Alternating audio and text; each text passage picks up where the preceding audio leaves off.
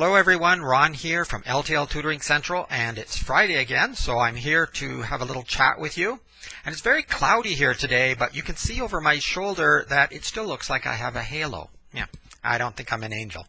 But still a lot of light, even though it's cloudy. I should have put the blind up.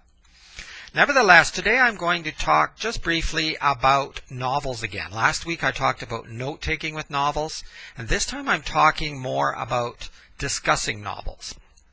And this will work with anything you're studying, but I'm sort of focusing on novels right now because I have a number of students who are reading novels for secondary school or high school, and they have to prepare essays. They could be quizzes or other assignments based on these novels. So one way of retaining the information that's in the novel, in other words, remembering what's happening in the novel, remembering the characters, some of the plot, which is the events that are going on, is to talk about it. Talk about it to others who are reading or have read the novel, but even talk about the main themes with people who haven't read the novel.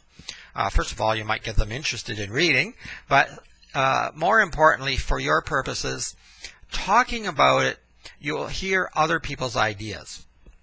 Not everyone is going to be thinking about it in the same way you are. And so they may have some really good ideas that you can incorporate into your own thought processes.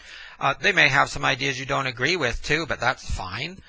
You can take what you think really helps you and leave the rest. The other point is that as you're talking about what you've been reading and what you've been thinking about, because you really should think while you're reading. I'm going to go into more of that in just a moment.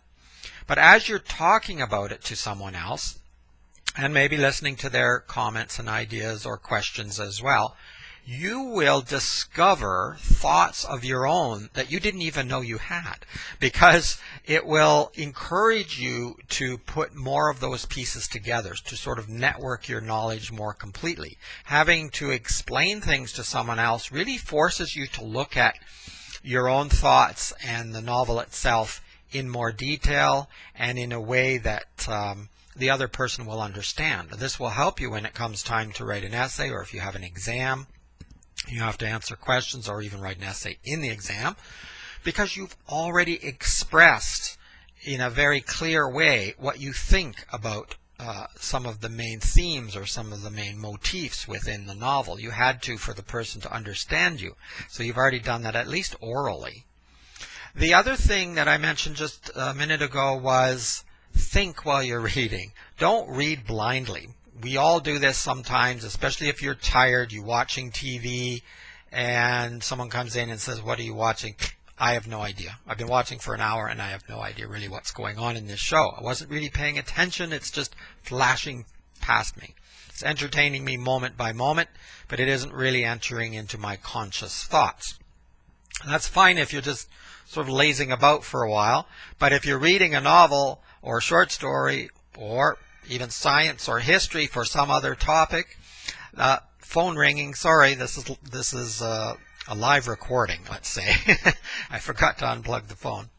The point is that now I've lost my train of thought, haven't I? Well, that happens to the best of us. Is that you need to think about what you're reading, and you need to incorporate it into some of the other concepts that you may have been studying in class, or even just for yourself. You can make connections, network your knowledge to other books that you've read, or other plays or stories, short stories, things like that, or poetry, and also things that are happening in the world. So I mentioned last week 1984, that novel, and there are things always going on in politics, in the world, somewhere in the world. It may be in your own country, it may be in other countries, but there's always something that connects to that novel. Or Brave New World is another novel that's often read at high school. And of course we're not living in that novel, thank God, but there are some themes or some ideas that you can connect with, that you can network your knowledge with, and you can even connect it with some historical facts. So this is even a part of history. So you can see how all of that knowledge starts to network together, and that web will help you to retain more information for whatever course whatever knowledge base that you are connecting to. Okay, before I start rambling anymore, I'm going to stop. But think about what you're reading when you're reading it. Talk to other people. Listen to what they have to say as well. And I think you'll gain a lot more from reading your novels. And then when you go to write essays or answer test questions, you're going to find that you're a lot stronger. Not only this time, but next time as well. Even if it's an unrelated topic, you're learning more and more how to network your knowledge, and that's really, really important.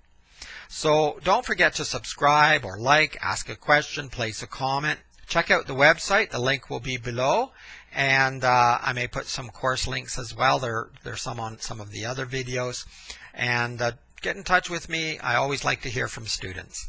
Take care, keep learning, keep having fun, and keep reading.